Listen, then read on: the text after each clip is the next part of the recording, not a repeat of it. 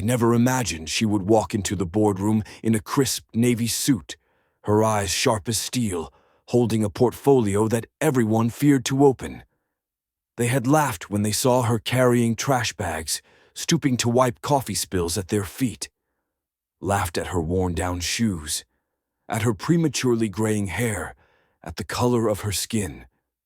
But today, no one dared breathe too loudly. Because this woman was the one who had uncovered a multi-million-dollar embezzlement scheme that the entire senior accounting department had failed to detect. A janitor, invisible in their eyes. Her name was Gloria May Jenkins, 52 years old. The woman who mopped the halls of the 7th floor, home to the prestigious WMC Financial Headquarters in downtown Chicago, just steps away from the magnificent mile where America's elite shopped while she cleaned floors for minimum wage. On her first day at this company, nobody took notice. She moved through the departments like a shadow. Quiet, steady, punctual. Nobody remembered her name. Nobody needed to ask. In their eyes, she was just the old black cleaning lady. But in her eyes, this job was the final step backward after a life that had once stood at the summit. What they didn't know was that Gloria had once been a CPA-certified chief accountant who managed budgets for the entire federal hospital system. Life had pushed her down. Her husband, a Vietnam veteran who had served 2 tours and came home with a Purple Heart, died in a tragic car accident on Interstate 90. The ensuing legal battles with insurance companies drained her savings, and a prolonged illness left her with mounting medical bills and no way to pay them. And so, this woman, who once stood before hundreds of employees in Washington, D.C. boardrooms, began her life as an invisible person. Each morning, she silently entered the company, and each evening, she left after the lights in the offices had gone dark. But her eyes never went dark, because she still watched, still listened, still remembered. And one day, when everything seemed like just another round of cleaning and scrubbing, she became the very person who would force the entire management system to reevaluate everything. That woman, once belittled for carrying a mop, became the arbiter of a prestigious financial company's fate. And this is her story. To them, Gloria had no name, only a function. The cleaner, the one who tidied up after parties, after breaks, after messy meetings. WMC Financial, from CEO to junior staff, was predominantly white. It was like a closed world, polished, gleaming, full of rules and full of scrutinizing glances at anyone different. Gloria, with her deep brown skin, warm southern accent from her Louisiana upbringing, and naturally curly hair styled in a practical shortcut, always stood out, but in the way they preferred to avoid. A group of young employees lounging in the pantry laughed. "Hey, did you know she used to be a CEO?" "Yeah, CEO of Broom Industries." "Don't joke. I heard she used to work in a correctional facility. Probably got caught stealing ledgers and got fired. Now she's mopping floors at 50. Have you really looked at her? She's such a cliché. Black, older, doing janitorial work. Just like in those old movies from the 60s, there's always a black woman sweeping in the background." As she passed the finance area, a junior analyst deliberately dropped his paper coffee cup right in front of her. "Oops, sorry, but it's sure convenient having someone always on duty to clean up, isn't it?" The group broke into laughter. Gloria picked up the cup, wiped away the coffee, silent. But her hands trembled slightly. It wasn't the first time, and certainly wouldn't be the last. They didn't need to use words. Just their looks and laughter were enough to reduce a human being to a shadow. She entered the women's restroom, stood before the mirror under cold white light, put her mop aside, removed her gloves, and took a deep breath. She looked in the mirror and whispered, "Why did I end up here? Why am I letting them speak like that and still staying silent? Her voice broke, but her eyes still flashed with a faint spark. She took out her phone and made a call. A young female voice answered. "Aunt Gloria, why are you calling so early today?" "Just feeling a little worn down today, sweetheart. Maybe I'm getting soft in my old age." Her niece hesitated, then said, "No, you're not soft. You're just carrying too much. But I know if anyone can rise from the ashes, it's you. This world isn't fair, but I believe someday they'll realize they underestimated the wrong person." Gloria folded her phone away, dried her eyes, adjusted her custodial cap, put her gloves back on, and pushed her cleaning cart out of the bathroom. But her steps this time were a little stronger than before. After silent hurts piled up day after day, Gloria had made her decision.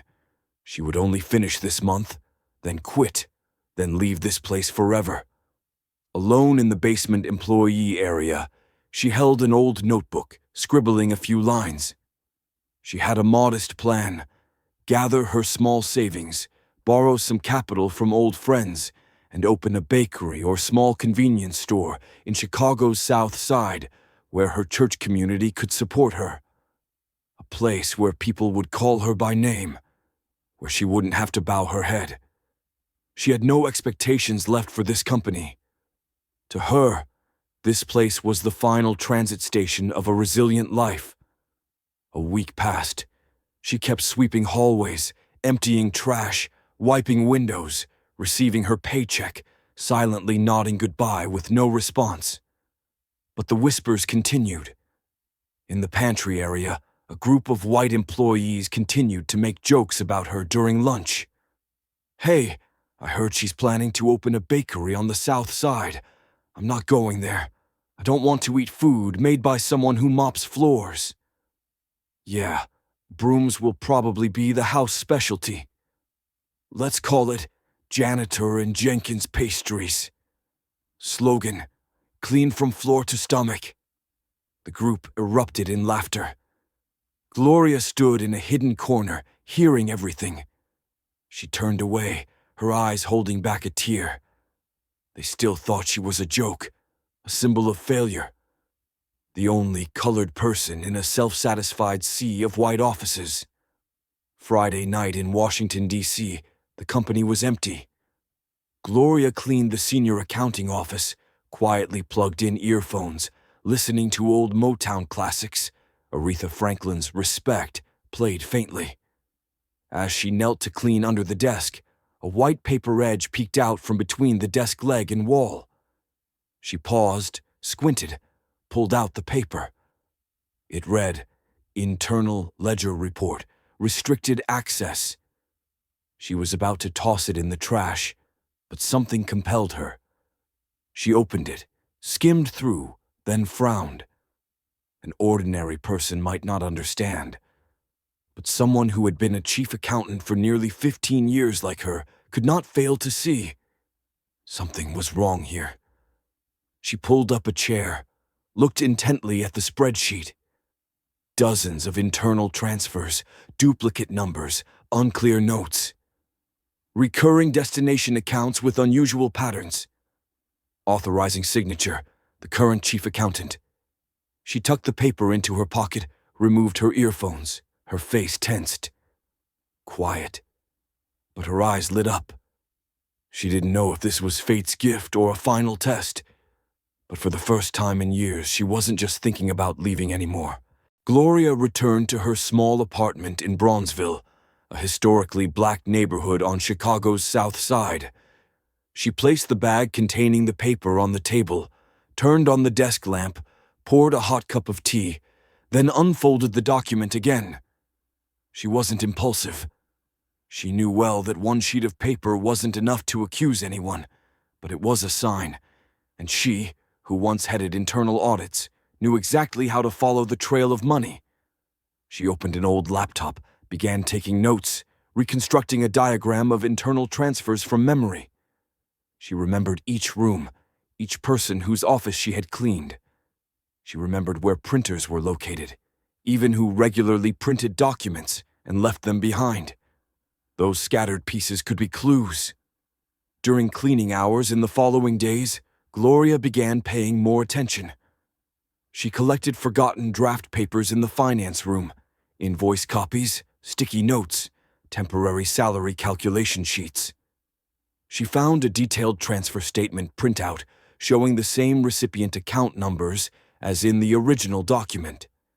In the utility room, she unlocked her personal locker. Inside was a cardboard box full of documents she had quietly collected. She knew she was walking a tightrope. If discovered, she could lose her job, lose her chance at a normal life. But she also knew, if she remained silent, justice would never find its place here. During lunch break, the white employees still laughed and talked, unaware there was a silent ghost quietly piecing together evidence. I've seen her passing by the printer a lot, probably trying to learn typing to apply for a secretary position, or planning to open a copy shop next to her bakery. Gloria overheard, but this time she didn't turn away. She looked at them, a fearless gaze. They still thought she knew nothing. But little did they know, she was learning everything. And she was preparing something they couldn't possibly imagine. She taped small paper slips into a financial diagram on cardboard. A chain of internal transfers became clear. At the center, the chief accountant's name. Gloria paused, looked at the board, her face no longer that of someone wounded, but of someone ready to fight back. Monday morning in Washington, D.C. is so fresh. Gloria arrived at work as usual, still in her familiar dark blue uniform, pushing her utility cart toward the boardroom to clean. After nearly 2 weeks of silent investigation, she had everything: documents, images, internal statements, and a money flow diagram clearly showing embezzlement. And now, she stepped into the room where real power resided, not as a subordinate, but as the keeper of truth. Board members were gradually entering, chatting about early week meetings. She quietly cleaned as always. No one noticed her, but this time she didn't leave. She stopped at the head of the table, looked up. "Excuse me for interrupting, but if you gentlemen could give me 2 minutes, I have something that needs saying." Some frowned. One smirked. "Do you need more floor cleaner?" Gloria didn't flinch. She took a folder from her pocket, placed it on the table. "I don't need anything, but this company does. It needs to look at what's really happening in the finance department." The room fell silent. "I used to be a chief accountant. I know how to read numbers, and I know when a money trail smells. For the past 2 weeks, I've collected evidence showing illegal internal money transfers under the signature of your current chief accountant." She didn't send an anonymous email, didn't hide. She walked straight into where power resided, still in her janitor's uniform, and demanded to be heard. The faces of board members changed. They quickly flipped through the documents. Their eyes shifted from skepticism to focus.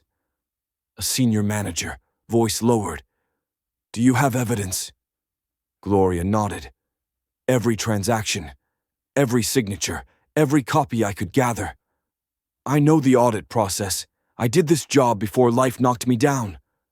She collected her cleaning tools, not saying another word, and left the room, leaving behind stunned faces. She didn't need to shout. She just needed to be right. And right was the one thing no one could argue against. The next day, the chief accountant was officially suspended pending investigation. An internal announcement was posted on the bulletin board. Employees buzzed with speculation. Gloria stood at a distance, quietly observing.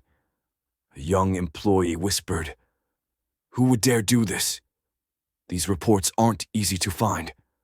Another shook his head. "Has to be someone who knows the system too well, or—" They watched Gloria walk by. A moment of silence. For the first time, no laughter. They began to understand, and perhaps began to fear. The black janitor they thought only knew how to mop floors turned out to be the one holding the key to the truth. 3 months later, the WMC financial building gleamed in the morning Chicago sun. America has always been a land of second chances, at least in theory. But for Gloria Jenkins, whose grandparents had picked cotton in Mississippi and whose parents had marched with Dr. King in Selma, second chances never came easily. They had to be earned, sometimes wrestled from the grip of prejudice. In her new office, she reviewed financial documents. On her wall hung a framed photo of her late husband in his military uniform, a small American flag beside it. A knock on the door.